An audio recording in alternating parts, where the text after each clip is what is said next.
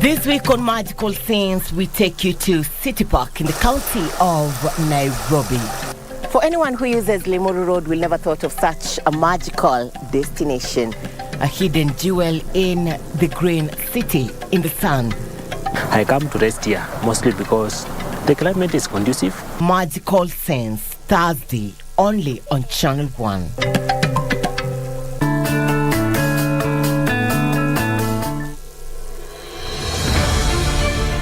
Kupitia uwekezaji unaofanywa na serikali ya Rais Uhuru Kenyatta katika miradi kadhaa kwenye kaunti, wakazi wana mengi ya kusimulia. Wiki hii kwenye Project 254, the state of our devolved units is strong and must be seen to deliver measurable improvements in the standard of living of our people. Distance yenye unakava saa hii na 45 minutes, kitambo ulikuwa unakava na 1 to 2 hours. So tumefurahia sana hivi venye hii barabara imeexpandiwa. Sasa serikali hii ya Uhuru Kenyatta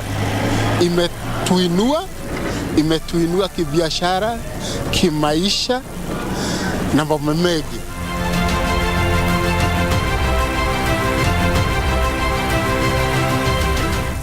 Did you know that while many road traffic crashes are avoidable, human behavior continues to be the leading cause? Stop these crashes before they stop you. Ensure that you adhere to traffic rules to prevent these crashes. Always observe the fatal 6 to be safe.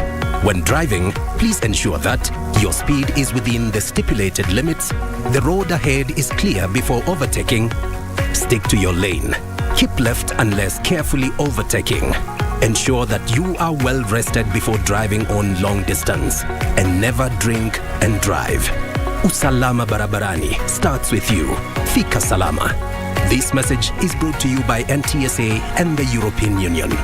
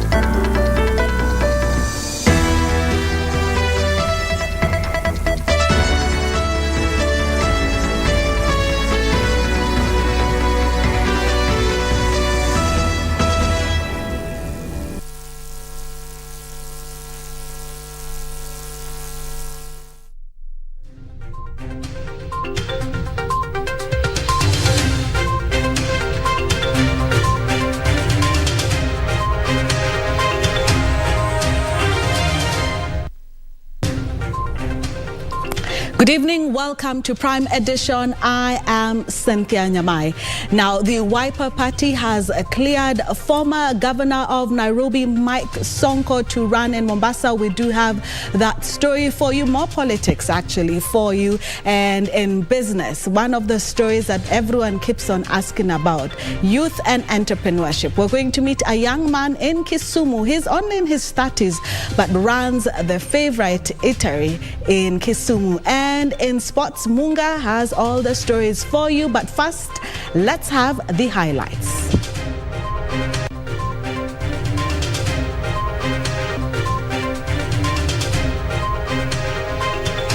Top on Prime Edition. Who will Raila Odinga's running mate? Azimio Coalition forms an advisory. Kenya Kwanza promises to resolve the Fisher Folks wars in Lake Victoria as they campaign in Bungoma.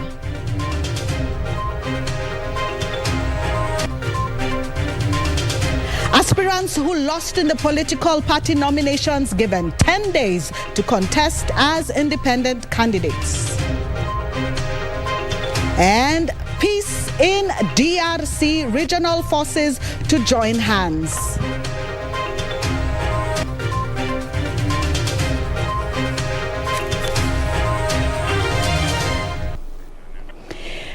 Welcome back. Lucy Maura is our sign language interpreter. And remember, we would like to hear from you. Some of the stories that we have today are actually ideas that we got from you. You can send us your messages on Twitter, Facebook, Instagram. That is KBC as the name of the pages. Now, the East African community heads of state have called for the cessation of hostility between government and armed groups in the DRC to facilitate the latter's participation in country political process. In a meeting held in Nairobi on Thursday and attended by the 5 heads of state, the regional bloc warned that the armed group risks facing the military intervention by forces from the bloc if they fail to end the hostilities. The 5 heads of state in a meeting dubbed the Heads of State Conclave on the Democratic Republic of Congo, Presidents Uhuru Kenyatta, Yoweri Museveni of Uganda, Paul Kagame of Rwanda, Evariste Ndayishimiye of Burundi, and DRC's Felix Tshisekedi called on all armed groups within DRC and who continue to pose a threat to the stability of the newest member of the East African community to participate unconditionally in the political process to resolve their grievances. The heads of state warned that failure to do so would lead to their classification as negative forces, warranting military intervention of the bloc. The heads of state further directed that all foreign armed groups in the DRC to immediately disarm and return unconditionally to their respective countries of origin. The leaders resolved to accelerate the establishment of a regional force to help DRC contain foreign interference in its affairs by some of its neighbors. Plans for establishment of the political force are expected to commence immediately under the leadership of President Uhuru Kenyatta to facilitate dialogue between the DRC government and the armed groups. And now to politics, where the Azimio la Umoja One Kenya Alliance Coalition Party has formed an advisory panel to come up with a possible running mate for the coalition party presidential hopeful Raila Odinga in the August elections. Speaking after a closed-door meeting with the Coalition Council Chair President Uhuru Kenyatta at the Kenyatta International Convention Center, KICC, Coalition Council Secretary General Yunet Mohammed said the Council has further directed the National Executive Council to come up with a campaign strategy that will ensure the coalition party scoops majority seats in Parliament and the county assemblies. On Thursday morning, to top Azimio la Umoja One Kenya Alliance Coalition Party leaders, led by Coalition Party Chair President Uhuru Kenyatta, held a closed-door consultative meeting at the Kenyatta International Convention Center. After several hours, the team led by President Kenyatta, Coalition Party leader Raila Odinga and Wiper Party leader Kalonzo Musyoka, among other leaders, would emerge with resolutions. The Council also resolved to appoint an advisory panel to recommend to the presidential candidate suitable candidates for nomination as the deputy presidential candidate. According to the Coalition Council Secretary General, who is also the Suna East MP, Junet Mohammed, the team also directed the National Executive Council to come up with a campaign strategy that will ensure the coalition party scoops majority seats in the general election.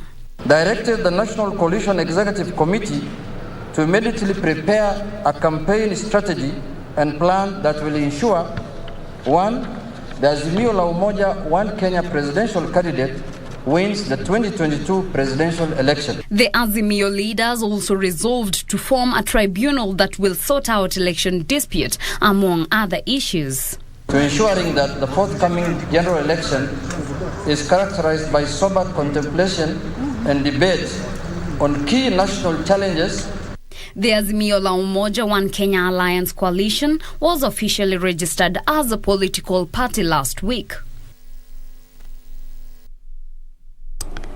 Now, still in politics, the Kenya Kwanza coalition is promising to end the perennial tussle between Ugandan and Kenyan fishermen if it forms the next government. The coalition's presidential flag bearer, Deputy President William Ruto, says he will engage Uganda's President Yoweri Museveni in talks to find a lasting solution to the protracted conflict pitting Kenyan fishermen and Uganda authorities. Wycliffe Okech with more details. As the dust of party primaries begins to settle, the Kenya Kwanza coalition is back on the campaign trail. On Thursday, the coalition led by Deputy President William Ruto, ANC's Musalia Mudavadi and Moses Wetangula of Ford Kenya held a consultative meeting with the locals in Vihiga County. Here, pertinent multi-sectoral issues were raised for which the Kenya Kwanza coalition proffered solutions. Serikali ya Kenya Kwanza tukiongozwa na ndugu yetu Dr. William Ruto, Moses Wetangula na mimi na wengine ambao hawako hapa. Tunataka kaunti zetu 47 tuwe na chata na wenyeji na wakaaji wa hizo kaunti. Mimi na huyu Musalia na Weta na viongozi wa Kenya Kwanza tuko tayari kuandikiana mkataba na watu wa Vihiga ili tuweze kukubaliana ya kwamba wakati mtakapokwenda kupiga kura, mnapiga kura mkijua barabara kutoka hapa mpaka pale itatengenezwa. Watoto wetu 40,000 wataajiriwa. The principals also used the opportunity to reiterate the cause for their unity. Tumeunganishwa na maono yetu kama viongozi katika chama cha UDA, chama cha ANC, chama cha Ford Kenya. Sote tulikuja tukaketi chini tukasema, what is the priority for the people of Kenya? Na sisi wote tukasema the priority is the economy of the country of Kenya. From Vihiga, DP Ruto led the coalition in political rallies in Funyula, Busia County, Bumala and Webuye in Bungoma County. Ruto said he will explore his dalliance with Uganda's President Yoweri Museveni in efforts to end the perennial run-ins among fishermen from the two countries. Mimi ninajua pia mnataka biashara ya uvuvi ambayo ndio ilikuwa soko kubwa ilikuwa hapa kwenu, ambayo imekwama kwa sababu ya tofauti zetu na wandugu zetu wa hapa jirani. Mimi nasimama hapa, mnajua huyu mzee Museveni ni rafiki yangu, si namna hiyo? Mimi ninazungumza na yeye, nimwambie tunataka tufanye biashara na wawache kuumiza watu wetu na wawache kufunga watu yetu, kila mtu afanye biashara ili tuweze kuendelesha uvuvi, tuanzishe uchumi wa hapa Sio Port. Hii Sio Port ilikuwa inavuma sana kibiashara kwa sababu ya kahawa kutoka Uganda. Wakati ule Sio Port na kule Chepkube ndiyo ilikuwa inatengeneza matajiri Western. Tunataka kama serikali kuhakikisha biashara tunayofanya na majirani Uganda, Rwanda, Burundi, Congo inafaidi watu wetu ambao wanalinda mpaka.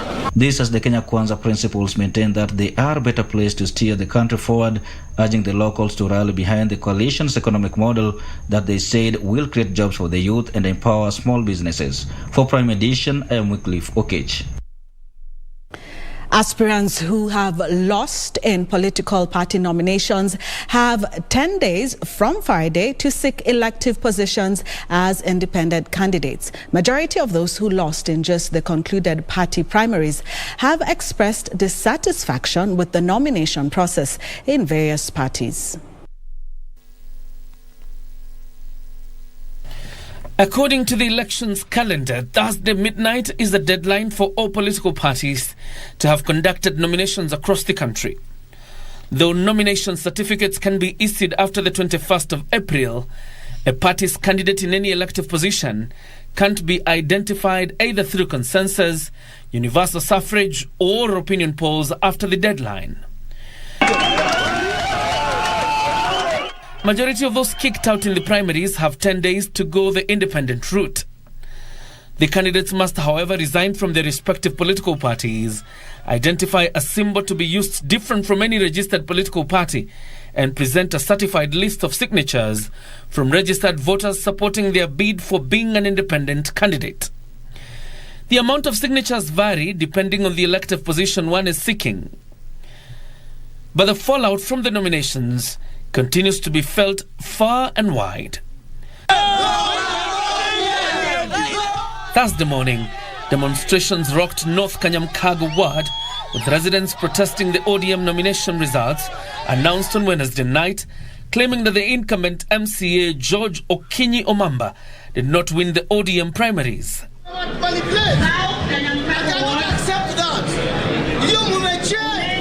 I want to say categorically without fear or favor that the nominations that were done in North Kanyamkago under ODM primaries were not fair and free and fair. Yes. And because of that, I, Clement Otieno Obar, will not relent. I will go ahead to win it on 9th of August 2022. Come on. Iwapo kila mtu anaweza acha kazi yake, akienda anaondoka na venye mlitoka vilivyo, mkienda kupiga kura. Alafu mkishafika huko, wanaanza kufanya vitu zingine zieleweki. In Nyandarua, County Assembly Speaker Ndegwa Wahome has protested the move by Chama cha Kazi Party to withdraw from the Nyandarua gubernatorial race in support of a UDA candidate, Kiarie Badilisha. Wahome accuses CCK, led by Gatundu South MP Moses Kuria, of usurping the law and wants the party to submit his name to the IEBC immediately, as he had been duly issued with a nomination certificate. This is to certify that James Wahome Dego of that ID and membership number that on this 30th March 2022, having duly complied with the requirements of Chama cha Kazi Party Constitution, nomination rules and other applicable rules of Kenya, James Wahome Dego is hereby nominated to contest in the upcoming general elections in the position of Governor Nyandarua. And residents of Mogotio constituency in Baringo thus streamed in their numbers to polling stations to participate in the UDA nominations. This after the exercise was nullified last week owing to several claims of rigging and anomalies. There's massive voter bribery, and there's massive influence by the big boys of Mogotio. Maybe in one way or the other, they are not comfortable with a young person coming up, with a young person taking over leadership. Ni shida gani nimwambiwe niende St. Mary na polling station yangu ni Mogotio Primary. Ni nini ndio ilitoa jina haipatikane kwa register na alikuwako juicy kwa register. John Prime Edition. Wiper Democratic Movement has cleared former Nairobi Governor Mike Sonko to vie for the governor's seat in Mombasa County. Wiper Party leader Kalonzo Musyoka has promised to ensure Sonko clinches the seat. Sonko will be deputized by Kisauni MP Ali Mbogo. It is now apparent that the former Nairobi Governor Mike Sonko will be in the race for the gubernatorial position in Mombasa County. This is after the Wiper Democratic Movement cleared him. Kwa hivyo wale wanasema ati Sonko ametoka bara Nairobi kwenda kuchukua kiti Mombasa, hao nafikiri wanapotesha wa Kenya. I do not expect once we've won the gubernatorial seat come 9th of August, Governor Sonko will have a change of heart. Wiper Party leader Kalonzo Musyoka has exuded confidence that the party will trounce their opponents in the August polls. Tikiti ya Wiper itakuwa joint, kwamba Mheshimiwa Governor Sonko atabeba bendera ya Wiper na atasaidiwa kama governor msaidizi wa deputy governor na Mheshimiwa Ali Mbogo aliyekuwa mbunge shujaa. Also, a group of aspirants under the Azimio One Kenya Alliance from Mombasa County have opposed the call by ODM leader Raila Odinga for 6-piece voting in the region and the country. The aspirant drawn from the Wiper Party, Jubilee Party, KANU and PA want the Azimio presidential candidate to retract his statement and apologize. So Raila Amolo Odinga amesukuma agenda ya 6-piece kwa ODM na wao wasukume agenda yao pia huko chini katika vyama vyao vya Azimio. Lakini si sote na umbrella ni moja. Kwa hivyo watuambia mambo ya 6-piece, yani unataka kutuweka miaka 10 yani tumeumia bado tuendelee kuumia. Ikiwa hali ni hiyo, hata sisi hapa Pwani tunahitaji. Na tunataka nyumba yetu ya Azimio ndio iweze kupata ushindi. Na ili iweze kupata ushindi, kusionekane magawanyiko mahali popote. We feel all Kenyans. And Safina Kenya presidential hopeful Jimmy Wanjigi has emphasized that he will be on the ballot come 9th of August 2022. Speaking in Nairobi, Wanjigi rubbished the two-horse race narrative and told Kenyans to look forward to his manifesto set to be launched in a month's time. The ballot we are both going to be on. I think does that bring clarity? I am not compromising that position for anybody, and my party has not given me any other mandate. I am on the ballot as the presidential candidate for Safina.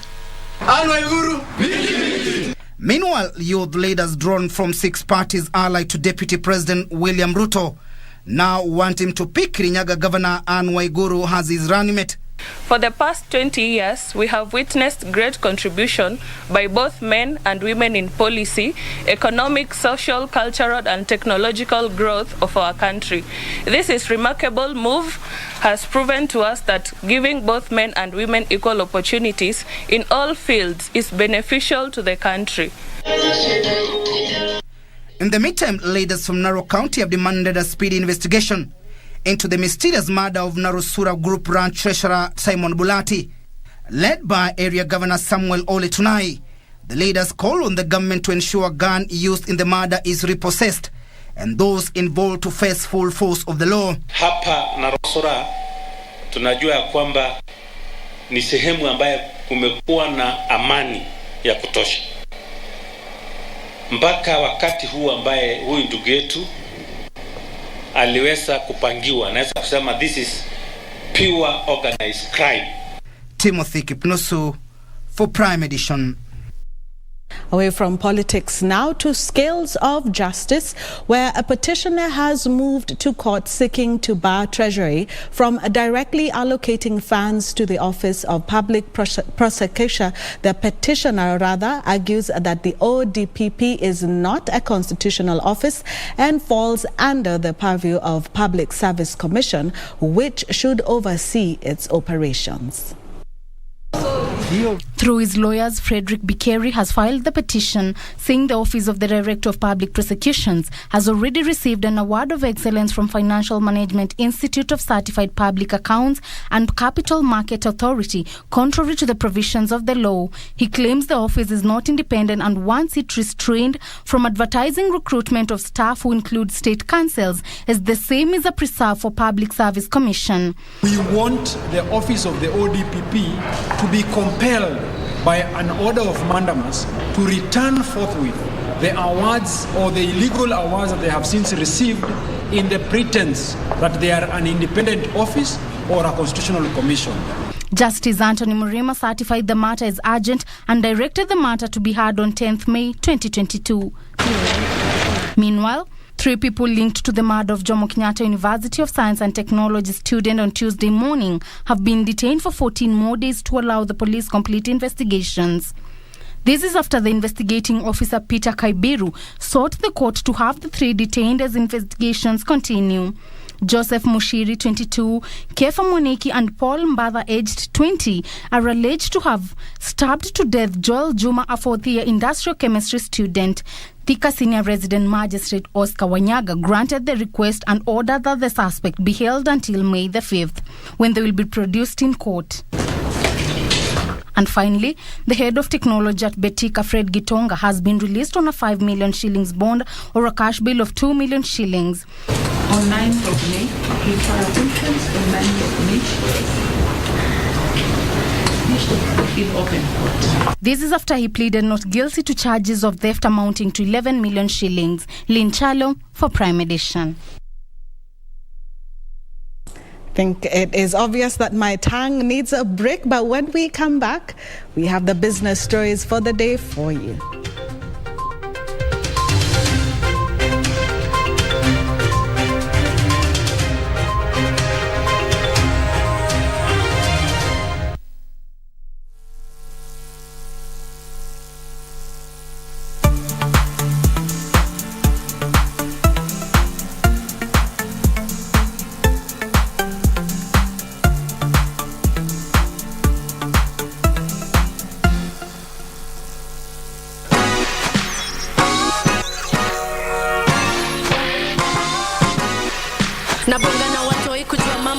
online. Pia na create time wafanye vitu offline. Chungeni gadgets na sites wana use. Msiwache strangers wapate chance kuwa abuse. Nimeshindaje pesa kompe sija participate. Unadai info yangu na ikwe privately say identity yangu haupati utumi. Vitu zangu ni zangu na bado nitazishikilia. Una post story ati ni real news. Mimi sikuamini mpaka nione size of this. Una text all to me tunanifeel. Staki jokes nitakureport for real.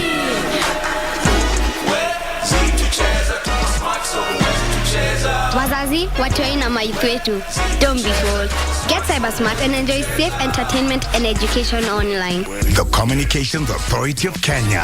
Mawasiliano kwetu, nguvu kwako. Uchaguzi mkuu wa tarehe 9 Agosti utabadilisha pakubwa taswira ya kisiasa ya taifa hili.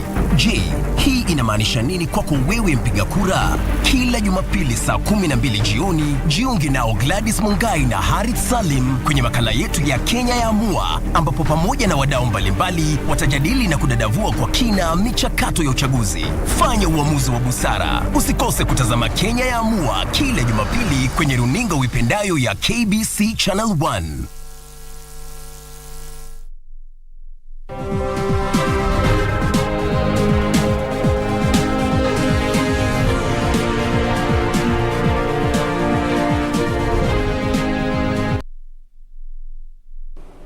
Welcome back. Now, the Mitumba Consortium Association of Kenya is calling for the establishment of sorting facilities within the country to improve the quality of second-hand clothes access in Kenya, as well as create an avenue to re-export to neighboring countries. The association's chair, Teresia Njenga, says traders are often making losses due to the poor quality clothes finding their way in the local market after sorting in other countries. In a report dubbed Global Production Networks for the Second-Hand Clothing Industry by the Mitumba Institute and Research Center, indicates that there is an increased inflow of cheap, fast fashion products from Asia into Africa. The Mitumba Consortium Association of Kenya says this is likely to continue to undermine Africa's textile industry with negative consequences for employment and the economy. On a statistical basis, there is absolutely no evidence to support this argument that if you reduce second-hand clothing, manufacturing increases. There is no research that supports that argument. This is against an increased demand for second-hand garments, with about 4 million tons of used items traded every year. Once we have the sorting centers, we will have a lot of waste, and that's why we have to come up with ways of recycling even before we set up the sorting centers. A whole load of 40-foot container, if you were to get the raw materials that are locally used or are sold or are good, a whole container has about 60%. 40% is waste. And that one is going to generate a lot of income through recycling. And sorting houses will become lucrative revenue bases, not just for the country where they're sorting, but even for the retailers. And you know, we are now the 4th largest apparels exporter in Africa. You could become the 1st.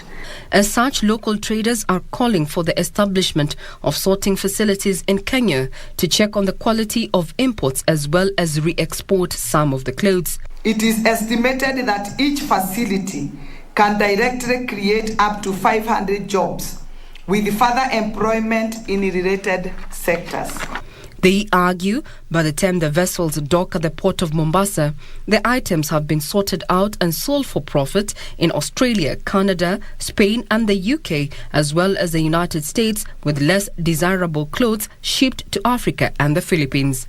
The Mitumba Consortium Association of Kenya says the Mitumba industry employs 2 million people. Regina Manyara reporting for Prime Edition.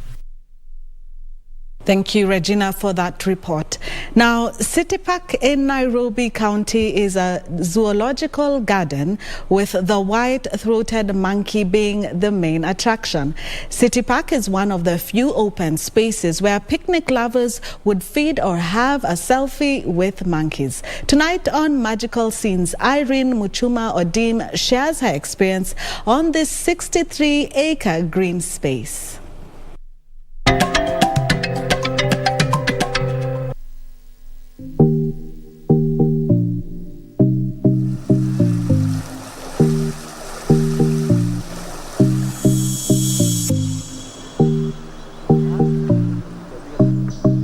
City Park in Nairobi County came to being after a city businessman donated 100-acre piece of land for recreational purpose in 1921 and was declared a public park in the year 1925.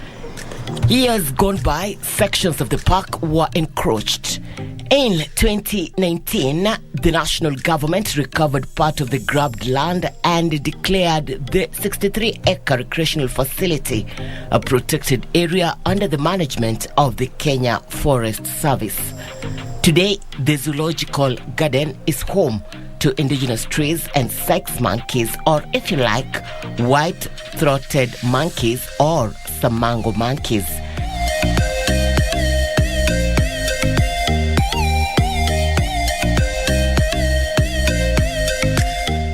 The Sykes monkeys are named after an English naturalist, Colonel William Henry Sykes. City Park is one of the magical scenes where we have beautiful environments, lovely monkeys, and it is one of the destinations I know you're allowed to feed the monkeys. Our host tells us they are the friendliest monkeys to humans. However, one should always be cautious about any wild animal. When I am off my classes, I come to rest here, mostly because the climate is conducive. You are safe. No, you'll never see anybody coming to ask you about things that, or somebody trying to steal from you. The place is safe. So when you come with your family, you enjoy the climate, and all is good. What about the monkeys? The monkeys are so pretty, so beautiful. They are good. They are good if you have something to give them. You can take pictures with them, but some, obvious. If you don't keep your things well, they will snatch and run with it. That's obvious. Wengi wao kuja hapa juu ya monkeys kupiga selfies na monkeys. We were allowed to photograph the monkeys and have a selfie with the wild animals. Tucked away on a portion of the park are separate burial places for the Jewish, Commonwealth community, public and historians. Remains of the late Pio Gamapinto, a journalist and a politician who actively participated in Kenya's struggle for independence, was buried here. Pinto was assassinated in 1965, 2 years after Kenya attained independence. Kenya's second vice president, Joseph Murumbi, was also laid to rest here in 1990, and his wife was buried next to him in the year 2000. City Park prides in greenery cut across by Nairobi River. You can visit the destination all year round at no fee. Irene Mchuma Odim, Magical Scenes in the county of Nairobi.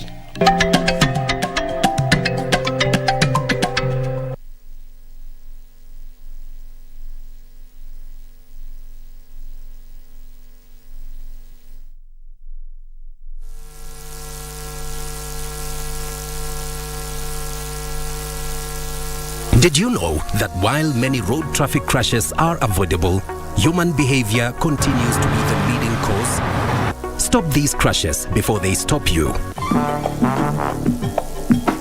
Madam Kathy is walking to your office right now. Is that okay?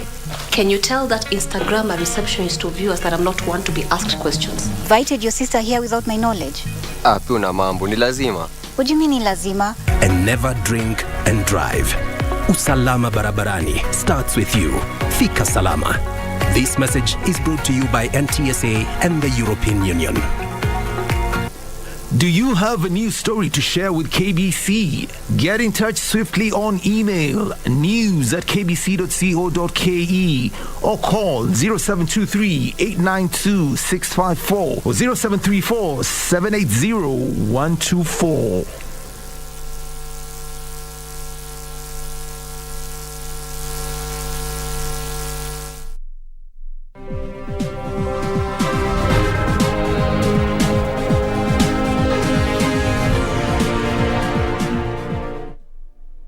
Welcome back. Kenya plans to spend more than 450 billion shillings in the next 10 years on digital literacy programs. The funds will be spent to equip learners with state-of-the-art digital laboratories, train tutors, and equip learners with devices. ICT Cabinet Secretary Joe Musheru says the literacy program is expected to drive innovation and ICT uptake in the country. According to the Information and Communication Authority, the government has managed to train 92,000 youths under the Ajira initiative. This has enabled more than 1.2 million people to work in the digital space.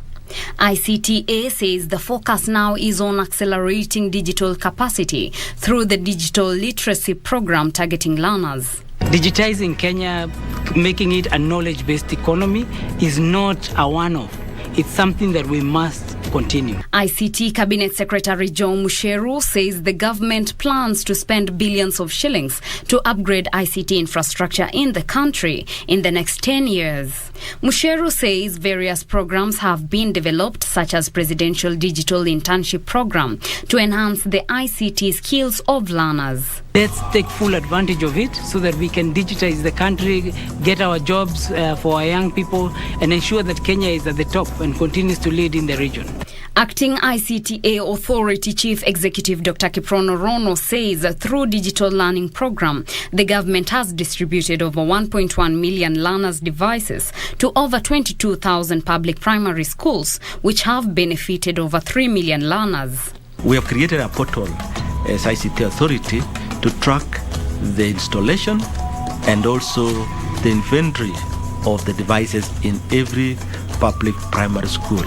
Under the program, over 228,000 teachers have been trained on the utilization of technology, while over 47,000 devices have been distributed in primary schools to be used by teachers. To help in the rollout of ICT infrastructure, more than 24,000 primary schools have been connected to the national grid under the last mile connectivity. For Prime Edition, I am Teresa Mutai.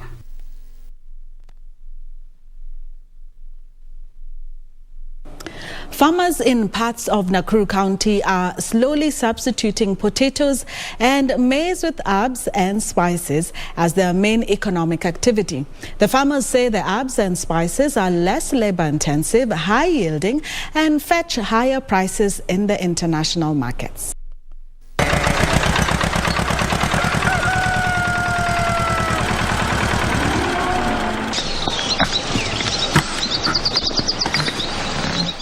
At this time of the year, Collins Langat's farm would usually be blanketed with neat rows of potatoes, cabbages, beans and carrots. But as many other farmers in the area, he has turned to herbs and spices cultivation as traditional crops generate lower returns due to either a market glut and high cost of production. It's better if you have in splits. Maybe you have different varieties, chives, we have mint and lemongrass. That is what it will help us as a farmers. The county of Nakuru has been known for so many other crops. We've been known for maize, for beans, we've been known for potatoes, for dairy farming and so many other value chains. We're also world famous for flowers. Now we bring in a new idea of enhancing our herb production through this project. In comparison, from a quarter an acre of land under cabbages, Langat would make around 20,000 shillings in 3 months. Now, he makes more than double the amount from herbs on similar size of land in 2 weeks. Tunalimaga kwa shamba yetu tunalima chives, we are herbs farm. In these herbs we have chives, we have crops like mint, we have dill, rosemary and thyme. On an acre piece of land, one can produce up to 1.2 tons of herbs, netting between 300 shillings and 800 shillings per kilo, depending on the type of herb or spice. Green herbs here in Kenya, exported all the way to the European market. Then the same product will be used to make the medicine, and as Kenyans we will follow the medicine to the Europe. So I always tell the farmers it's also very advisable to take them as a whole crop. Due to the recent COVID-19 pandemic, there has been increased demand for herbs and spices. We believe that looking at the global market for what we call botanicals, that includes the herbs, we've seen a progressive growth in that. And of course, post-COVID, as we build back stronger, it is important for us to bring in all this diversity of crops to give us the minerals, to give us the vitamins. Under the European Union-funded Market Access Upgrade Program, farmers are being trained on the best herbs and spices cultivation practices and help to aggregate their farm produce to enjoy economies of scale. The project can be able to work with the youth to get them involved in agribusiness activities. We will help them create opportunities, we will help create wealth, we will help them create jobs, and we'll also help them to put meat. Benson Rioba for Farm Voice.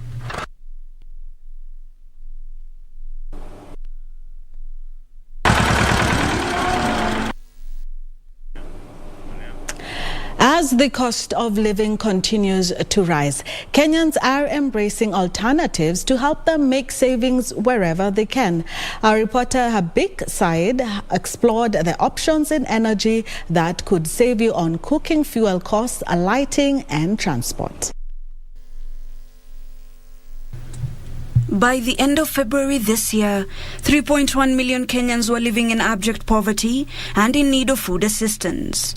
The soaring number was aggravated by economic disruptions from the COVID-19 pandemic, high fuel prices, global supply chain disruptions, and the Russia-Ukraine war. This has seen the cost of most commodities increasing. When you make something that is a clean cooking solution like LPG, you make it so expensive, you're forcing people, a lot more people, to go back to the fuels that are harmful to their health, harmful to our environment. The high cost of living might have us by the scruff of our necks, but as the prices go high, so does the innovation. And Kenyans are coming up with solutions to solve their problems. So what are some of the things that we are doing in order to reduce the high cost of living? This has seen some embracing what has in recent years been termed archaic cooking fuels, such as firewood and charcoal. But even for them, there are jikos that could help them reduce the volume of charcoal or firewood by half. Someone who uses a gunia of charcoal, who's been using a gunia of charcoal in a month, that same gunia of charcoal can take them for two months. We are here to help people improve on the technologies that they are using for their cooking that are cleaner, are safer, and more economical. Kelvin Wambugu, the key accounts manager at Ban Manufacturing, says on average the company sells 50,000 jikos monthly, but the number has been increasing after the cost of cooking gas and kerosene went up. A lot of them are allowing you to pay in installments, sometimes up to 12 months installment without any interest on the product. For motorists, the 5 shilling hike in fuel prices in March and a further 9 shillings raise in April pushed prices to record highs, has seen some abandoning their vehicles in favor of the cheaper public transport. And the uncertainty around the availability of fuel, the amount of interest around what we are doing has definitely accelerated. Such motorists are now a target of firms offering hybrid options or advocating for electric vehicles to help save on monthly fuel and maintenance costs, since electric vehicles use less power per kilometer. On average, Basigo CEO Jit Bacharya says switching to electric mobility has immense benefits that could translate to 5-fold saving shillings per kilometer. The operating cost of an electric bus is far lower than if you're powering that off a fossil fuel like diesel. And for the matatu, an 800 shillings save per round trip, an amount that could be used by Kenyans to mitigate the high cost of living. If you are asking us, the matatu industry, we prefer the electric one. It's more better. And for lighting and heating needs, solar energy is the go-to option. With solar water heaters, one can slash heating bills by at least a third, as Davis and Shirtlift Technical Director, Engineer Philippoli explains. System now, you would recover the cost of electricity, savings in cost of electricity in 3 years or less. In addition, Holly says electric water heating accounts for a majority of one's electricity bill, a factor that many are unaware of. The Kenyan grid is sometimes quite unstable, and so again there's a trend where people want to be able to own and manage their own power generation source, which solar gives. Reduce your spendings, change the things that you usually use less expensive commodities. These are some of the solutions that have been given. However, are we slapping on band-aids to bullet holes? Hibak Saeed from Kiambu County for Prime Edition. Practical story with solutions. Thank you, Hibak, for that story. Now, he is only 34 years old and running one of the most popular eateries in Kisumu town. In tonight's episode of The Young and Industrious, the story of Evans Oduor, the proprietor of Grand Summerland Hotel and Butchery, has what is his journey about?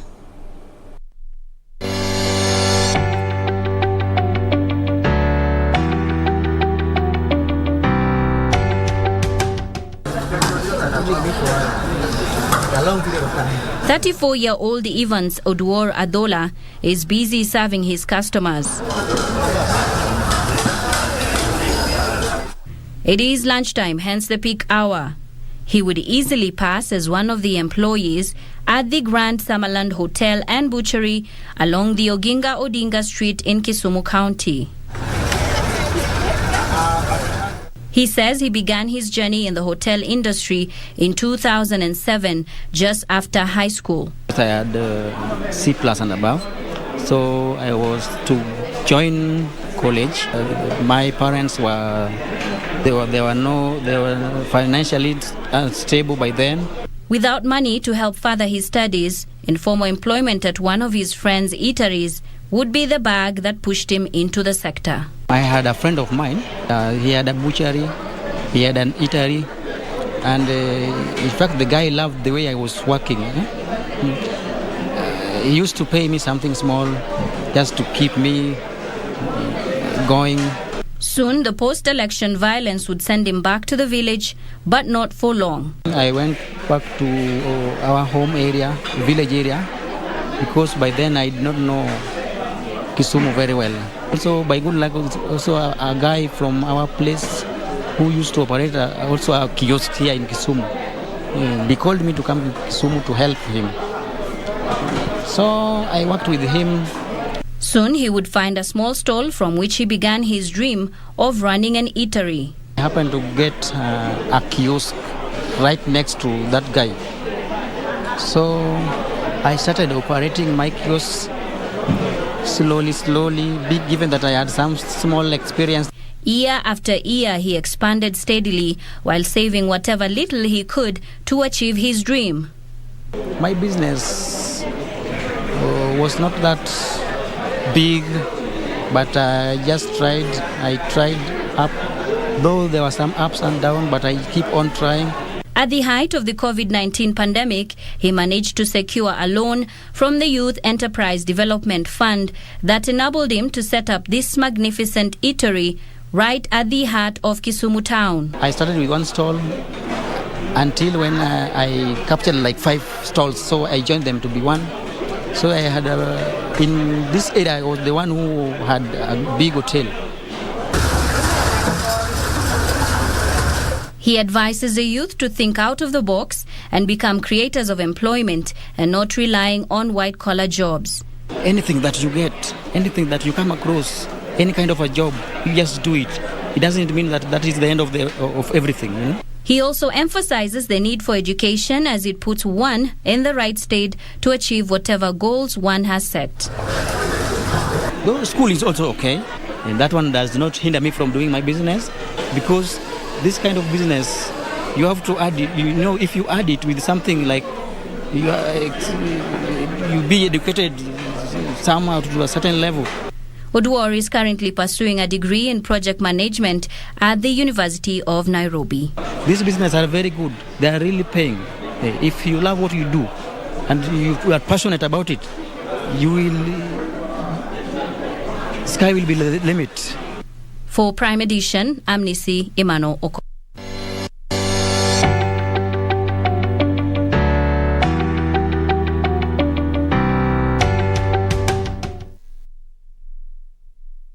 Sorghum farmers are banking on growing demand and contract farming, especially from brewers to grow the land under the crop.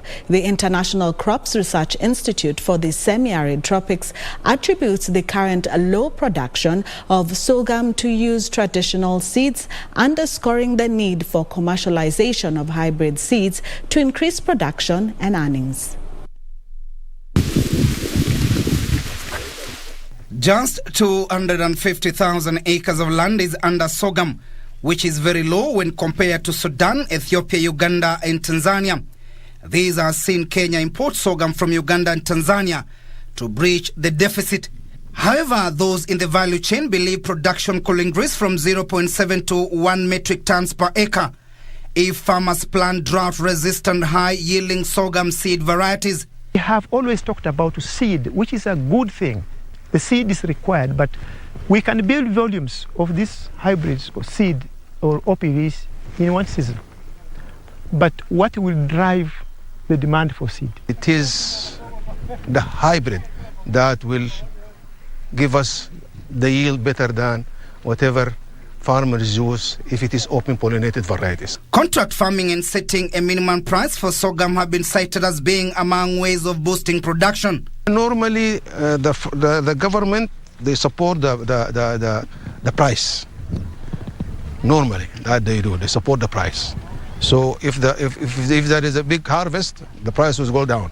So the government, sometimes they adopt a system by which they keep the price that is profitable to the farmer. The International Crops Research Institute for the Semi-Arid Tropics, ICRISAT, is working with the breweries in testing new hybrid sorghum seed varieties in a seed multiplication venture ultimately aimed at increasing production.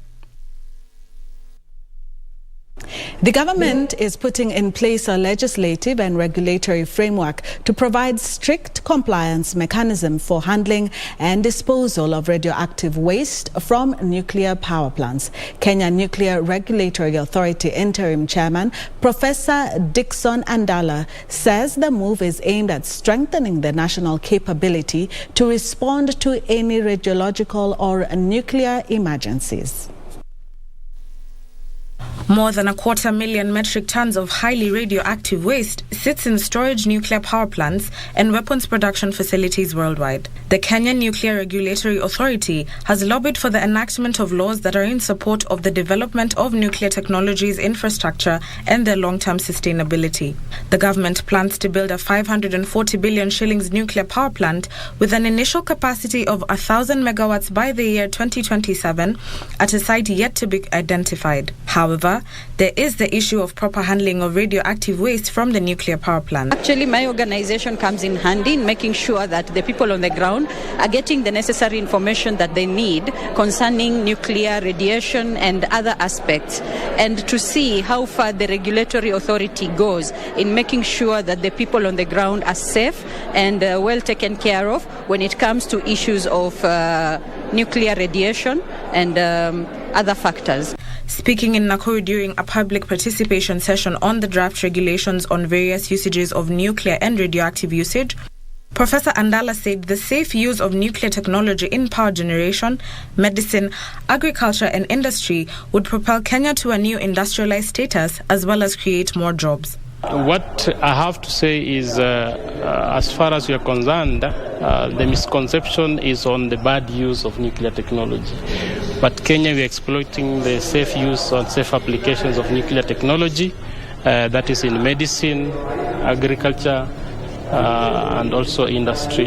The proposed nuclear plant is expected to be constructed through a concessionaire as the government looks to expand the plant's capacity fourfold by 2035 under a build, operate and transfer model. Reporting for Prime Edition, I am Dutamoka.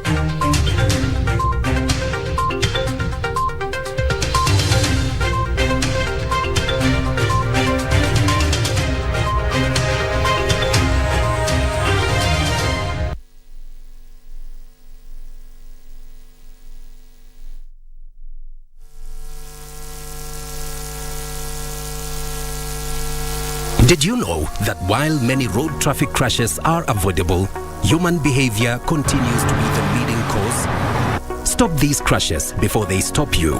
Ensure that you adhere to traffic rules to prevent these crashes. Always observe the fatal 6 to be safe. When driving, please ensure that your speed is within the stipulated limits, the road ahead is clear before overtaking, stick to your lane, keep left unless carefully overtaking. Ensure that you are well rested before driving on long distance, and never drink and drive. Usalama barabarani starts with you. Fika salama. This message is brought to you by NTSA and the European Union. Ili kupata mafuta kupanda kama skiza tune kwenye simu yako, bonyeza *811 397 hash. Nashukuru serikali kwa kuongeza bei ya mafuta. Sasa niko kwa highway na hakuna traffic hata kidogo. Naomba serikali iendelee hivyo, tubaki tu watu ya gasla na heavy machine peke yake. Pia mimi naomba huyu serikali waseme kama gari yako ni below 3000 cc, gari yako ili kupata mafuta kupanda kama skiza tune, bonyeza *811 397 hash. *811 397 hash. This week, the spotlight is on internet sensation Moya David, a TikToker who is known for surprising strangers and spreading love through his dance across Kenyan streets.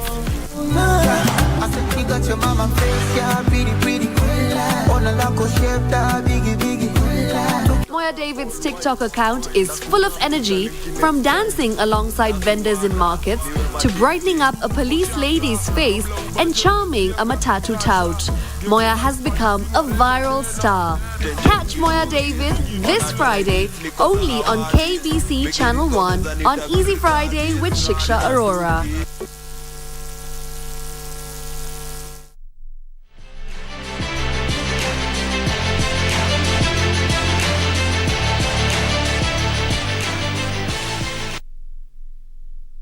Well, good evening, and as always, it is an honor to have your company for the KBC Sports Update with me, Richard Munga.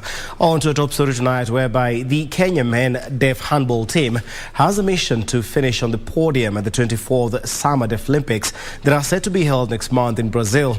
The team is confident they will improve their 5th place ranking achieved 4 years ago in the World Deaf Championships. The Kenya men's deaf handball team wants a podium finish at the Summer Deaf Olympics in Brazil. The team hopes to overcome all their opponents, especially Croatia, who are the world defending champions.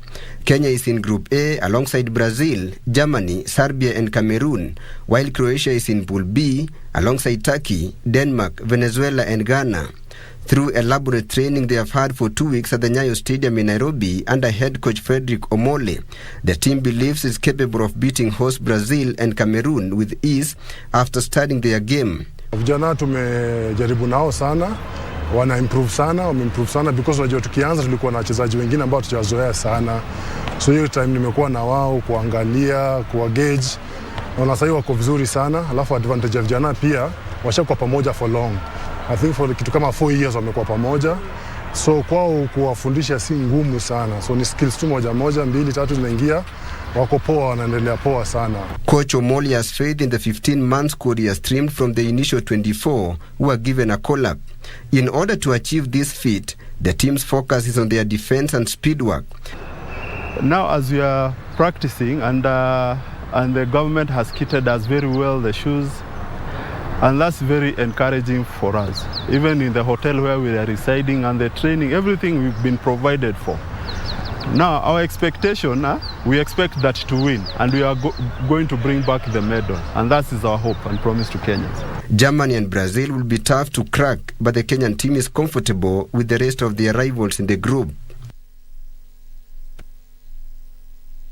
World Marathon champion Ruth Chepngetich was today named the LG S-Jack Sports Personality for the month of March.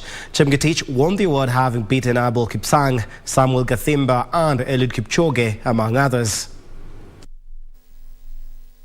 Ruth Chepngetich has been awarded for being the best sports person of the month of March, winning the SJAC LG award for a second time following her stellar performance in the Nagoya Women's Marathon, which she won in 2 hours 17 minutes and 18 seconds. That was the second fastest time ever in the women's only marathon, behind Mary Keitani's world record of 2 hours 17 minutes and 1 second. Imenipea motisha to do more in my career, to explore more and more and more in future.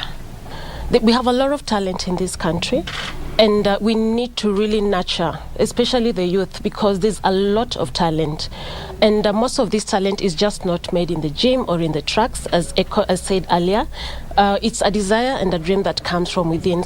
The 27-year-old was also named the best sports person in April last year after winning the Istanbul Half Marathon in a new world record time of 1 hour, 4 minutes and 2 seconds. She trimmed 29 seconds off the previous record, set 14 months earlier by Ababel Yeshane of Ethiopia. This is good for the upcoming athletes. It motivates you, and it also motivates those other ones who are on track. So keep it up. Chepngetich, who has since joined Kenya Prisons, beat para-athlete Rogers Kiprop, Nancy Chelagat, Noah Kibet, Abel Kipsang and Samuel Gadimba, among others, who were the close competitors for the March award. Now, still on matters athletics, junior athletes from the Nyanza region are optimistic of making Team Kenya for the World Under-20 Athletics Championship. They are slated for Cali, Colombia between the 1st to the 6th of August this year. The athletes, who have been in residential training camp since early this month, are preparing for regional championships, which will pave way for the national trials come July. Kenya is optimistic of defending the overall title at the World Under-20 Championship in Colombia, as AK plans to send sprinters and field event athletes to 1-month camp in Miramas, France, to increase their medal prospects. From the look of things, we are in the right path. Actually, the athletes are raring to go. It is not going to be like the times of Corona, because athletes were fearing we would not have contact. So this time round, the athletes we have seen are ready, and I'm sure this time round, when we select the team in July, tarehe 8 na tarehe 9, we shall get a better team even than the one we had last year. Over 1,200 athletes have been in 3 weeks residential training in 26 camps across the country and will break the camp this Friday. Mazoezi yenye nafanya na targeti hizi mbio zenye ziko mbele. Kuna mbio zenye ziko mbele but sijajua, lakini yangu kabisa na target ni junior yenye naenda Colombia. Tuka last year nikakimbia 3000 for ile World Under-20 trials, nikakuwa number 3. So this year I want to work hard so that I represent Kenya World Under-20 ya kwenda Colombia. I'm prepared enough to run well, and because I've trained hard, so I'm ready to run. I'm ready to compete with them.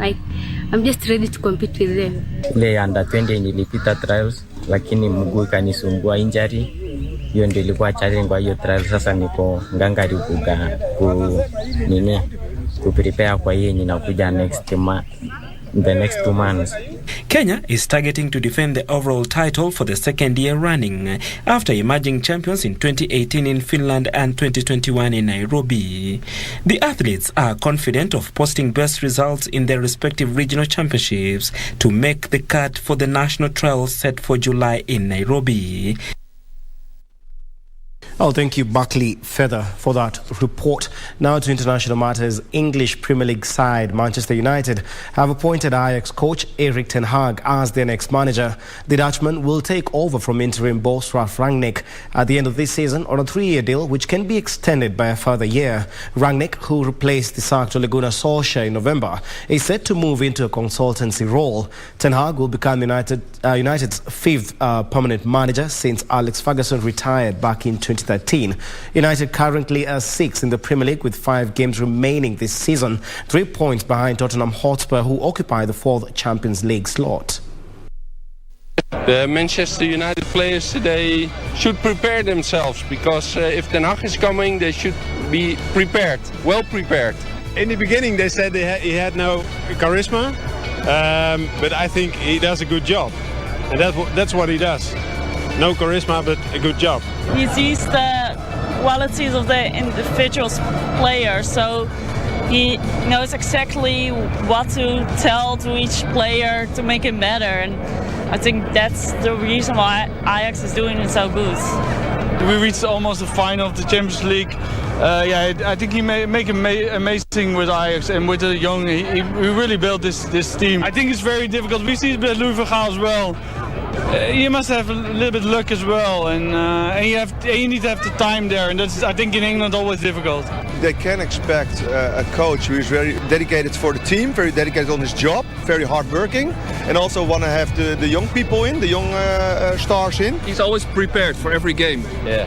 He's thinking about the opponent, what they're gonna do, and he always a step further. He's thinking a step further. He's like a chess player.